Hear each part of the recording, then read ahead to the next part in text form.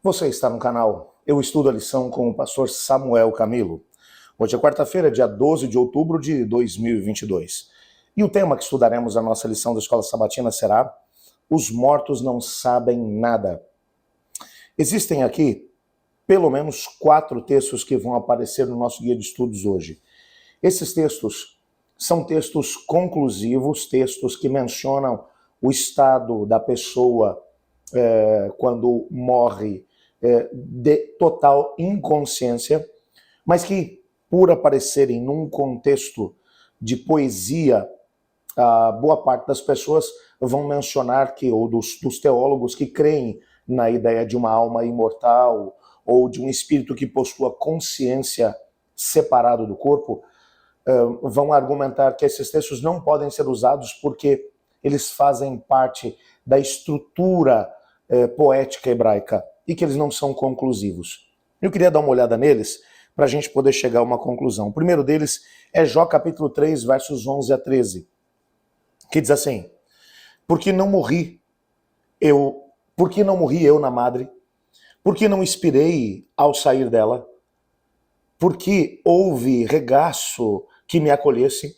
E por que peitos para que eu mamasse? Porque já agora repousaria tranquilo, dormiria, e então haveria para mim descanso. É claro que nesse texto, de forma muito clara, Jó está discursando logo depois que o grande infortúnio aconteceu na sua vida.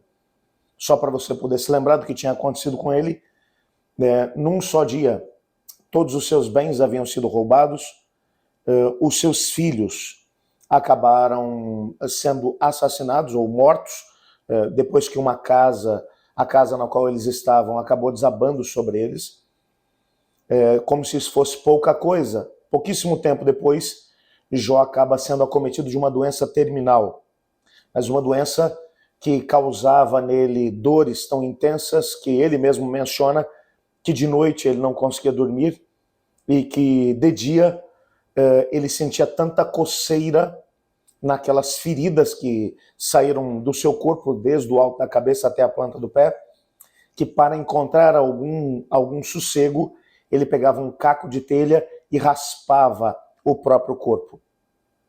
É claro que a situação é de um sofrimento intenso.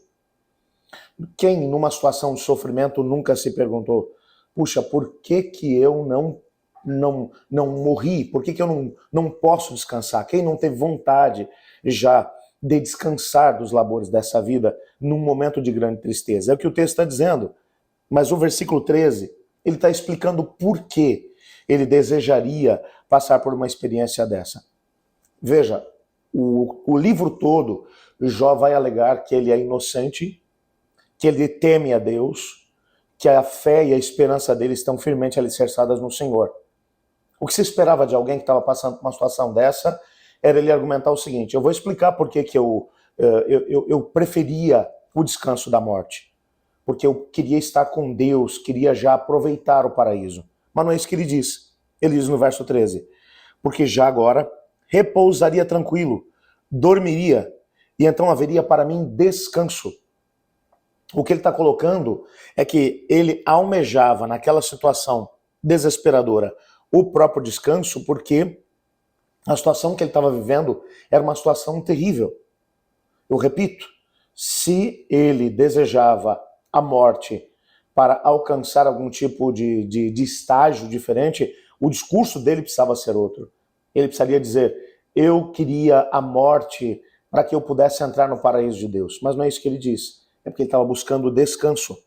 O Salmo 115, verso 17, vai dizer assim: os mortos não louvam a Deus, nem os que descem à região do silêncio.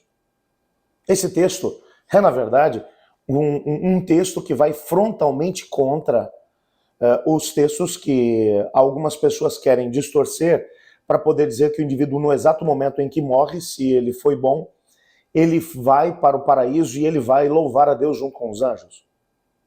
Se isso é verdade, eu pergunto, por que o salmista está dizendo: os mortos não louvam a Deus, nem os que descem à região do silêncio? Por que ele vai colocar isso se o indivíduo, na hora que morre, ele vai exatamente para junto de Deus? E o Salmo 146, verso 4, vai na mesma direção. Olha o que o texto diz. Sai-lhes o espírito e eles tornam ao pó. Nesse mesmo dia perecem todos os seus desígnios. Esse texto está dizendo que no momento em que os olhos da pessoa se fecham, que o fôlego de vida volta a Deus, no exato momento em que isso acontece, diferentemente daquilo que algumas pessoas querem dizer, nesse momento o fulano que morreu está com Deus. Ou se era uma pessoa muito ruim, está queimando no fogo do inferno. Engraçado que o texto diz, nesse mesmo dia perecem todos os seus desígnios. A ideia de perecer os seus desígnios é, terminou os seus labores, não tem mais atividade, não tem mais nenhum tipo de trabalho, de coisas que ele possa fazer ou pensar. E se isso é pouco para você, Eclesiastes capítulo 9, versos 5 e o verso 10, dizem assim, verso 5, porque os vivos sabem que hão de morrer, mas os mortos não sabem coisa nenhuma, nem tampouco terão eles recompensa, porque a sua memória jaz no esquecimento. Olha o versículo 10. Tudo quanto te vier a mão para fazer, faz-o conforme as tuas forças, porque no além para onde tu vais, não há obra, nem projetos, nem conhecimento, nem sabedoria alguma. Veja, esse texto, mais conclusivo do que ele, é impossível. Impossível. O texto diz que para o além, ou seja, para a morte, não existe projeto, não existe pensamento, não existe nada. Existe apenas o vazio. Há um texto que vai aparecer no nosso guia de estudos hoje, no último parágrafo, que é um texto de Ellen White, do livro Desejar Todas as Nações, na página 652, onde ela diz assim, para aquele que crê, a morte é de pouca importância. Para o cristão, a morte é apenas um sono, um momento de silêncio e escuridão. A vida está escondida com Cristo em Deus. E quando Cristo, que é a nossa vida, se manifestar, então vós também sereis manifestos com Ele em glória. Eu acho interessante esse texto. Esse texto vai dizer que nós não temos que temer a morte. O cristão, aquele que crê, não precisa temê-la. E ela vai explicar por quê. Porque para o cristão a morte é como um sono, apenas um sono. Um momento de silêncio e escuridão. E quando Cristo se manifestar, então ele trará a vida àqueles que dormiram o sono da morte em relação a ele. A Bíblia não fala de lugares de tormento ou de uma experiência pós-morte em que o indivíduo vai diretamente para o céu, para o paraíso. A Bíblia fala de sono, morte, de cessação completa de pensamentos, mas ao mesmo tempo fala de esperança. Na perspectiva do crente, a morte é o momento em que temos a oportunidade de esperar no Senhor pelo aparecimento de Cristo Jesus. É um momento de espera. Espera em total tranquilidade, num sono profundo e completo. É como se você tivesse tido um dia tremendo de trabalhos. Sabe aquele momento em que você cai na cama e você dorme tão profundamente que quando você desperta parece que foi apenas um momento? É disso que a Bíblia fala.